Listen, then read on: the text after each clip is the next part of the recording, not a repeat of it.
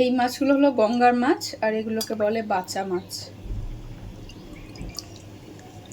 এমনি এগুলো বেশ ভালো টেস্টি, আর খুব মানে তেল তেল থাকে বেশ।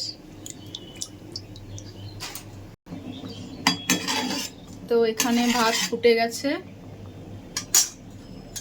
আর এই ভাত ফোটানোর সময় এই ভাতের উপর যে মানে ময়লাগুলো ওঠে, এগুলো ফেলে দিলে খুবই ভালো।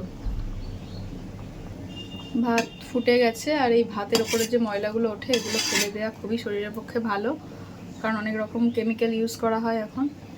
এটা হলো গঙ্গার হচ্ছে বাচা মাছ। এটা খুব টেস্টি, আর হচ্ছে প্রচণ্ড তেল তেল থাকে এই মাছটা, মানে তৈলাক্ত ভাবটা বেশি থাকে ছোট মাছ হলেও। আর এখানে নিয়ে এসেছে কাতলা মাছ। কাতলা মাছটা আমার হাজব্যান্ড খুবই পছন্দ করে, তো এই মাছটা বেশি হয় আমাদের বাড়িতে।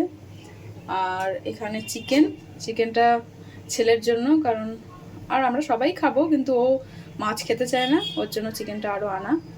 তো আজকে দেখি কি রান্না করি। সব কিছু করবো না, কারণ সব কিছু অত কিছু খেতে পারবো না, তার জন্যই। যতবারই আমি এই ময়লাগুলো ফেলি ততবারই ওঠে, তো মোটামুটি যতটা পারি ময়লাটা ফেলে দেওয়ার চেষ্টা করি। কি বাবা? এটা কি হেডা? এটা কি ফাটে?